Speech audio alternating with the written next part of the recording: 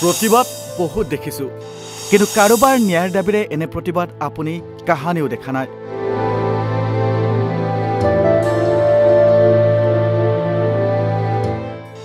আঙুলি কাটি তেজেৰে টিপ চহী কৰি ন্যায় বিচাৰি কৰিলে প্ৰতিবাদ।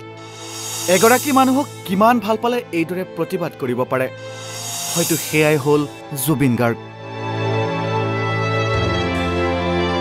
লাখ লাখ লোকৰ সমাগম মাত্ৰ এজন শিল্পীৰ বাবে, যাৰ পবিত্ৰ ওঠেৰে ভাহি আহিছিল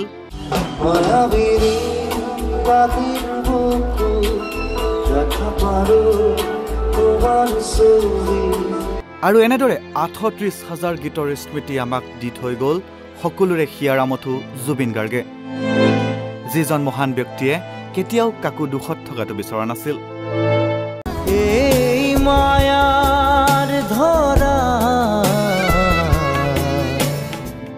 কিবা ভুল দেখিলে চিধাই সন্মুখত কৈছিল।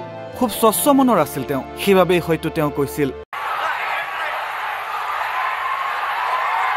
এটা কথা কওঁ,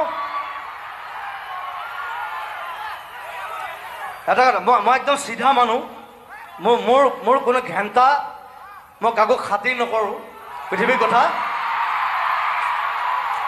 আপোনালোকে মোক পইচা দিব নালাগে, মই যিখিনি গালোঁ বছ, I am going off, thank you very much. মই আপোনালোকক ভাল পাওঁ, মই এওঁলোকক ভাল নাপাওঁ। অসমৰ আটাইতকৈ বিতৰ্কিত বিষয় কাখনৰ পৰা আদি কৰি সমাজৰ সকলো ক্ষেত্ৰতেই মাত মাতিছিল তেওঁ। সেইবাবেই হয়তো তেওঁক শেষবাৰৰ বাবে বিদায় দিবলৈ আহিছিল লাখ লাখ গুণমুগ্ধ।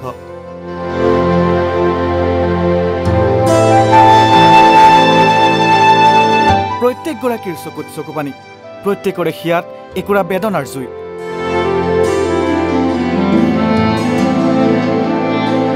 মুঠতে জুবিন গাৰ্গ কেৱল অসমৰে নহয়, ভাৰতৰ ৰত্ন তেওঁ। সেইবাবে শিৱসাগৰত অসমৰ সাৰ্থক জুবিন গাৰ্গৰ মৃত্যুৰ ন্যায় বিচাৰি কৰিলে অভিনৱ প্ৰতিবাদ।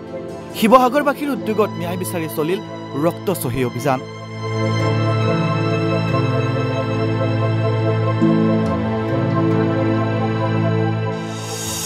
আপোনাৰ এটোপাল তেজ জুবিনৰ ন্যায়ৰ সহায়ক হওক। শিৱসাগৰৰ সৰ্বস্তৰৰ জুবিন অনুৰাগী। শিৱসাগৰৰ বৰ্ডিং খেলপথাৰত জুবিন গাৰ্গৰ প্ৰতিচ্ছবিৰ আগত বন্তি প্ৰজ্বলন কৰি শ্ৰদ্ধাঞ্জলি জ্ঞাপন কৰাৰ লগতে ৰক্তচহীৰ বাবে নিৰ্দিষ্ট কৰি থোৱা গামোচাত বহু জুবিন গুণমুগ্ধই নিজৰ ৰক্তৰে টিপচহী কৰি ন্যায়ৰ বাবে প্ৰতীকীভাৱে প্ৰতিবাদ সাব্যস্ত কৰে। জুবিন গাৰ্গৰ অকাল মৃত্যুৱে সকলোকে কন্দুৱাই গৈছে, কিন্তু জুবিনৰ মৃত্যু এক সহজ মৃত্যু নাছিলে। জুবিনৰ মৃত্যু আকস্মিক মৃত্যু নহয়, আৰু অসমীয়া এক মানি ল'ব পৰা নাই, যাৰ বাবে এতিয়া জুবিনৰ মৃত্যুৰ ন্যায় বিচৰা হৈছে। আৰু এই ন্যায় শদিয়াৰ পৰা ধুবুৰীলৈকে সকলোৱে নিজ নিজ অসমৰ জনতাই নিজৰ ইচ্ছাত এই ন্যায় বিচাৰিছে, এই দাবী কৰিছে। শিৱসাগৰতো আমি শিৱসাগৰবাসী ৰাইজৰ উদ্যোগত আজি এক কাৰ্যসূচী আৰম্ভ কৰিছোঁ। আমাৰ শিৱসাগৰৰ যিখন জুবিনৰ অনুৰাগী আছে, তেওঁলোকে নিজৰ শৰীৰৰ এটোপাল তেজ দি আমাৰ অসমীয়াৰ স্বাভিমান গামোচাত এটা টিপচহী মাৰিছে। আৰু এই নিজৰ শৰীৰৰ তেজ দি আমাৰ শিৱসাগৰৰ জুবিনৰ অনুৰাগীয়ে আমি এটাই দাবী কৰিছোঁ যে জুবিনৰ মৃত্যুৰ যি ন্যায়, এই ন্যায় সোনকাল হওক আৰু ন্যায় পাওক। জুবিনৰ পৰিয়ালৰ কাৰণে আৰু জুবিনৰ কাৰণে, অসমৰ সম্পদৰ কাৰণে ন্যায় পোৱাৰ কাৰণে আমি তেজৰ টিপচহী এটা কাৰ্যসূচী আৰম্ভ কৰিছোঁ। আপোনালোকে দেখিছে কাৰ্যসূচী অনুষ্ঠিত হৈছে, ৰাইজে সঁহাৰি দিছে। আৰু এই অসমীয়া স্বাভিমান গামোচা যি টিপচহী মাৰিছোঁ, এই গামোচাখন আমি সযতনে অসম চৰকাৰলৈ প্ৰেৰণ কৰিম। আৰু তাত আমাৰ দাবী পত্ৰ থাকিব যে জুবিনৰ ন্যায়, এই ন্যায় কিন্তু বিলম্ব হ'ব নোৱাৰিব, সোনকালে জুবিনৰ ন্যায় অসমৰ ৰাইজক লাগে। এই উদ্দেশ্য লৈ আজিৰ এই কাৰ্যসূচী অনুষ্ঠিত কৰা হৈছে। জুবিন দাৰ হত্যাৰ তদন্ত বিচাৰি যি ৰক্তচহী অভিযান আয়োজন কৰিছে, তাত নিজে অংশগ্ৰহণ কৰিবলৈ পাই মই নিজকে সুখী বুলি গৌৰৱ কৰিছোঁ। আৰু প্ৰথম কথা হ'ল, দাদাৰ পৰিয়ালে আমাৰ এই হত্যাকাণ্ডৰ আমাক ন্যায় লাগে আৰু অতি সোনকালে লাগে। যিহেতু আজিকালি ডিজিটেল যুগত তেওঁলোকে হত্যাকাৰীয়ে অ'ৰ পৰা ফেচবুকত আপলোড দি আছে, অ'ৰ পৰা মেছেজ দি আছে, অ'ৰ পৰা চিঠি দি আছে।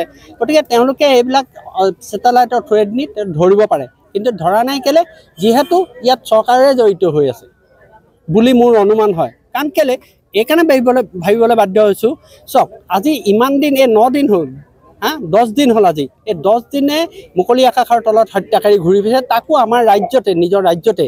গতিকে আমি এইটোৱে ডিমাণ্ড কৰোঁ যে অতি সোনকালে দোষী কৰায়ত্ব কৰিব লাগে আৰু এই পূজাৰ সুবিধাটো লৈয়ে তেওঁলোকক জেলেপি খুৱাবলৈ আনি ওপৰলৈ বিদায় দিব লাগে কথা সিমানেই আৰু যদি এটুকে নকৰে তেতিয়াহ'লে আমি ভাবিবলৈ বাধ্য হ'ম যে এই মহন্ত পৰিয়ালটিৰ লগত এই কালপিতটোৰ লগত মাননীয় মুখ্যমন্ত্ৰী ডাঙৰীয়া সম্পূৰ্ণৰূপে জগৰীয়া হ'ব ৰক্তচৰীৰ অভিযানৰ পাছত এই সমদল বাহিৰ কৰে শিৱসাগৰত এতিয়া প্ৰশ্ন হয় ন্যায় পাবনে জুবিন গাৰ্গে শিৱসাগৰৰ পৰা পাৰ্শ্বজ্যোতি গগৈৰ সহযোগত মৃন্ময় বড়োৰ প্ৰতিবেদন নৰ্থ ইষ্ট নাও